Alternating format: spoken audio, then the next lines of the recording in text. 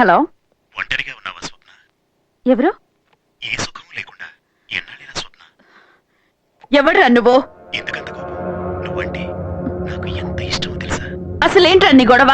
ఇది గొడవ కాదు స్వప్న, నా గుండెల్లో బాధ, తీయని బాధ. అది నీతో పంచుకుందామని రోజు అనుకుంటాను, కానీ నువ్వు కరుణించవు. ఏం చేయను? నువ్వేం చేయాలనుకుంటున్నావో చెప్పు. నాకు నిన్ను చూస్తుంటే మూడొస్తుంది స్వప్న. మీ అక్కకో మీ చెల్లికో మూడొస్తే ఏం చేస్తారు? నీలాగే ఒంటరి బతుకు బతుకుతున్నారు. వాళ్ళకెవరూ లేరు, కానీ నీకు నేనున్నాను స్వప్న. చూడు వాడు ఎలా మాట్లాడుతున్నాడు. సరేనండి, వాడు ఏదో అన్నాడు. మీ అమ్మాయిలందరూ ఎందుకు డైరెక్ట్ గా అక్క చెల్లెల టాపిక్ ఎత్తుతారు? మరేం చేయను? ఎవడు స్వప్న వాడు? మన ఇద్దరి మధ్యలో. నీకు మొగుడురా, ఒకసారి ఇక్కడికి రా. రారా. నాకు మొగుడైనా పర్వాలేదు, కానీ నీకు మాత్రం మొగుడు కాకూడదు. నేను తట్టుకోలేను స్వప్న. రే నీ అవ్వా, రే రే పెట్టేశాడు. వాడు పెట్టేస్తే ఇంకొకటి చేస్తాడు.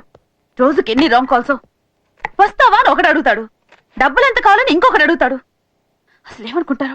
దీనికి అంతటికీ ఒకటే సొల్యూషన్ అండి, వాళ్ళని ఎంటర్టైన్ చేయకూడదు. ఓహో, నాకు నీతులు చెప్తున్నావా? మరి వాళ్ళకి చెప్పలేను కదండి. ఆ, నా మీద నీకు కొంచెం కమాండ్ ఎక్కువైనట్టుంది. లేదండి. హ్మ్. ఆ!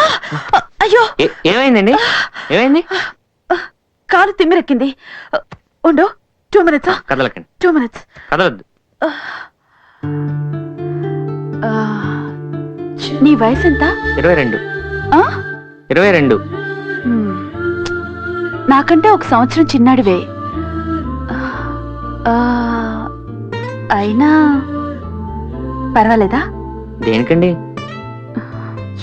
నేను చెప్పేది నీకు అర్థం అవుతుంది, కానీ అర్థం కానట్టు నువ్వు అలా ఫేస్ పెట్టద్దు. ఓకే, ఇప్పుడు ఓకే. జాగ్రత్త అండి, మీరు అక్కడ కూర్చోండి, నేను వంట చేస్తాను. 5 minutes. ఫైన్.